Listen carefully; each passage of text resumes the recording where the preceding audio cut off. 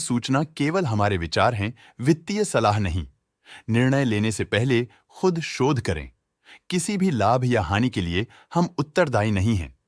आज हम देख रहे हैं इंडोटेक ट्रांसफॉर्मर्स लिमिटेड के 2025-26 Q1 की standalone financial performance. Starting with the sales, पिछले क्वार्टर से सेल्स में -20.5% का डिक्रीज हुआ है। इस अवधि में कंपनी की सेल्स परफॉर्मेंस स्टेबल रही और पिछले साल के मुकाबले अप्रॉक्स 2 गुना तक इंक्रीज हुई। Expenses -24.5% quarter on quarter decrease हो गए हैं, जो साल भर के 89% के राइज के साथ अलाइन करता है। एक्सपेंसेस में डिक्रीज अच्छा है, लेकिन सेल्स में डिक्रीज निराशा की बात है। इस पीरियड में कंपनी की ऑपरेटिंग प्रॉफिट परफॉर्मेंस स्टेबल रहा और पिछले साल के मुकाबले अप्रॉक्स 2 गुना तक इंक्रीज हुआ।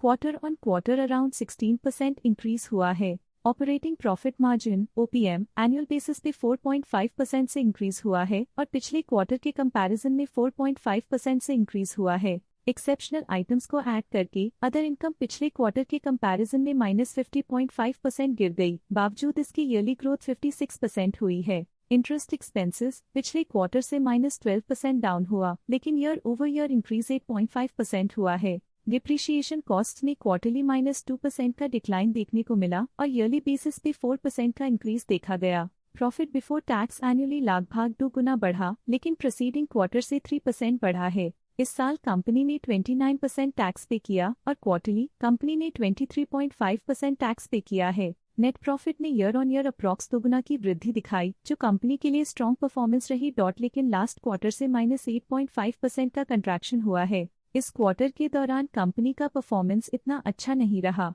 नेगेटिव नेट प्रॉफिट लॉसेस को इंडिकेट करता है।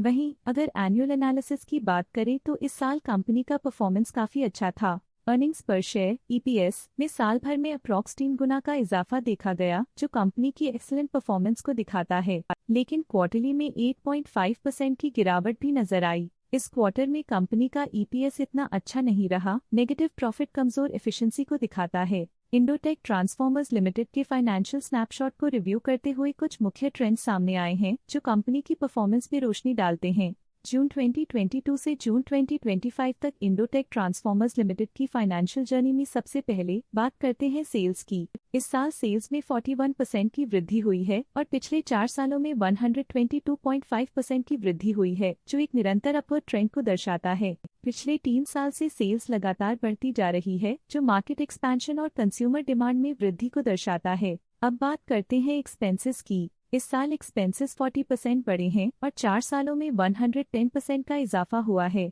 इस साल सेल्स और एक्सपेंसेस एक साथ बढ़ रहे हैं, जो बैलेंस्ड ऑपरेशनल अप्रोच को दर्शाता है। ऑपरेटिंग प्रॉफिट का सफर स्टेडली ऊपर चढ़ रहा है, इस साल 46% की बढ़ोतरी के साथ और पिछले 4 सालों में लगभग 2.5 गुना का नोटिसेबल राइज हुआ है। पिछले 3 साल से ऑपरेटिंग प्रॉफिट लगातार बढ़ रहा है, जो कॉस्ट मैनेजमेंट और ऑपरेशनल कुशलता को दर्शाता है। नेट प्रॉफिट का सफर ऊपर की ओर चल पड़ा है। इस साल 56.5% की चढ़ाई के साथ पिछले 4 सालों में लगभग 3 गुना की शानदार वृद्धि हुई है। पिछले 3 साल से नेट प्रॉफिट लगातार बढ़ रहा है, जो फाइनेंशियल हेल्थ को मजबूती देते हुए इन्वेस्टर्स का ध्यान आकर्षित करता है। इस साल EPS ने ऊंचाइयों को छुआ है 14% की वृद्धि के साथ, जो पिछले 4 सालों में लगभग 2 गुना की मजबूत वृद्धि पर आधारित है।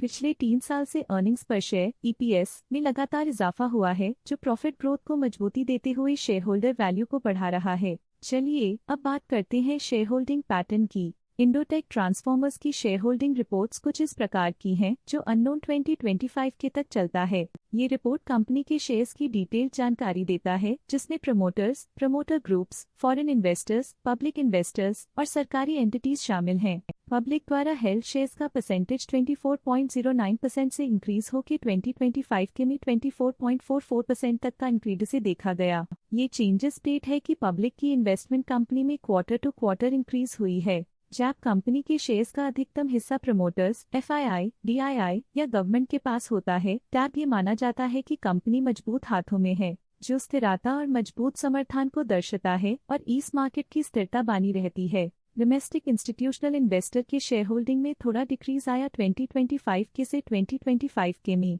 जो दिखाता है कि डोमेस्टिक इंस्टीट्यूशंस ने अपने स्टेक को -0.25 से डिक्रीज किया है। फॉरेन इंस्टीट्यूशनल इन्वेस्टर्स की शेयर होल्डिंग में थोड़ा डिक्रीज आया 2025 के से 2025 के में, जो दिखाता है कि फॉरेन इंस्टीट्यूशंस ने अपने स्टेक को क्वार्टर टू क्वार्टर -0.1 से डिक्रीज किया है, जिसे पता चलता है कि उन्होंने अपनी इन्वेस्टमेंट्स को पुल बैक किया है।